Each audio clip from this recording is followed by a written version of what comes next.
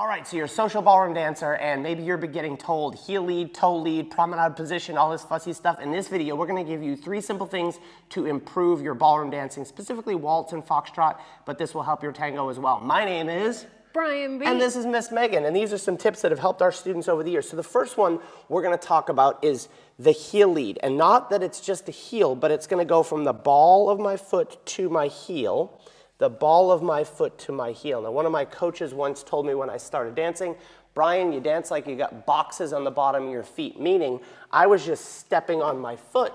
And he told me that my foot should actually feel like it's rounded. So my foot is sliding underneath toe to the ball to the heel, and it's like a rocking chair. I'm moving through that, right? When I go backwards, it's the reverse of this. I'm rolling through my feet. So I'm never gonna push off my toe, I'm gonna push off my heel for this drill, right? So you're gonna practice this going forward and back.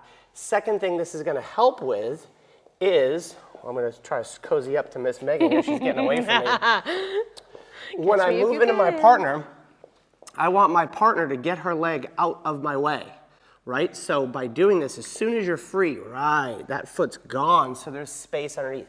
So practice that going forward and back. Second thing we're gonna talk about is actually doing that with patterns. So if we just dance a progressive, which is forward, side, together, I'm gonna go forward, side, together, but as I close, I'm gonna divide my feet. And Megan's gonna get that foot out of my way. Forward, side, together, forward, side, together. Now if we go the other direction, this foot's free, back, side, and right here with that hold two feet, as I lower, I want to get that foot the heck out of the way. So now Megan has space to move underneath. Side, together, and before I drop my foot, I want to get the other foot out of the way so that I can move confidently about the dance floor. So this isn't about being fancy, it's just about being functional. So the first thing is our heel leads going forward and back, or toe leads. Second thing is dividing the feet. And the third we're going to talk about is the pesky promenade position.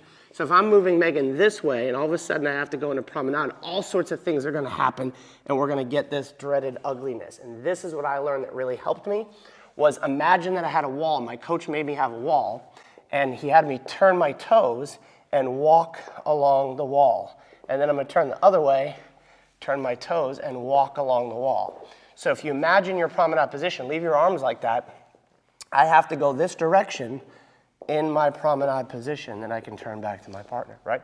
So if I put Megan here, we dance a basic twinkle. If I turn you around, Ms. Megan, and I dance a basic twinkle, this is what we all think about, and we turn this hand, and you know what? It works. It's not the coolest, and we want you to be as cool as possible.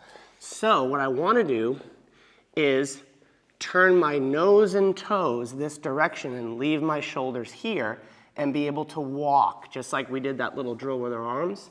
So now the final question is, how do I get Megan over there?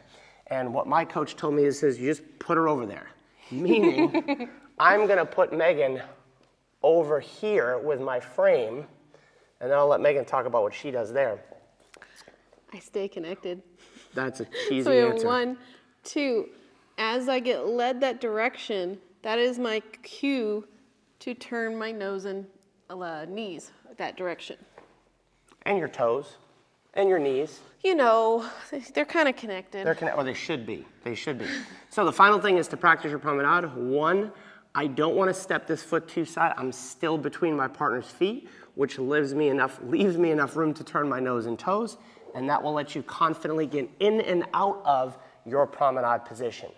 All right, gang, I hope that was a helpful 3 tips to help you look good and feel confident on the dance floor. If you want to see some of our favorite waltz moves, you can do that here. And if you haven't visited our website, you should do that. You can do that right below this video right here, socialdanceonline.com. It's the coolest thing since sliced bread. It's like Netflix for dancers.